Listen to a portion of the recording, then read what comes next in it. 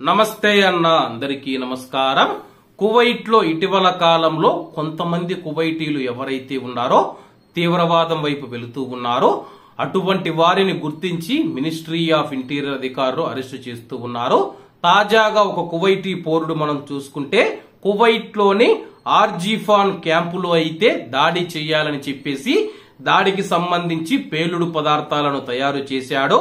అలాగే తీవ్రవాద సంస్థలకు మద్దతుగా వీడియోలు పోస్టు చేయడానికి తన యొక్క సహోద్యోగిని కూడా ప్రేరేపించిన ఆరోపణలపైన మినిస్ట్రీ ఆఫ్ ఇంటీరియర్ ఆ యొక్క సైనికుడికి మనం చూసుకుంటే 10 సంవత్సరాల జైలు శిక్ష విధించింది. ఈ కేసులో 2 మరియు 3వ నిందితులను కోర్టు నిర్దోషులుగా ప్రకటించింది.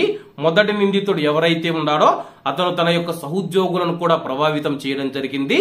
కువైట్ దేశానికి వ్యతిరేకంగా మరియు అలాగే తీవ్రవాద సంస్థలకు అనుకూలంగా మనం పనిచేయాలని చెప్పి కువైట్ దేశం పైన పెద్ద దాడి చేసి మన యొక్క ఉనికిని చాటి చెప్పాలని చెప్పేసి సహోద్యోగులను కూడా ప్రభావితం చేయడం జరిగింది.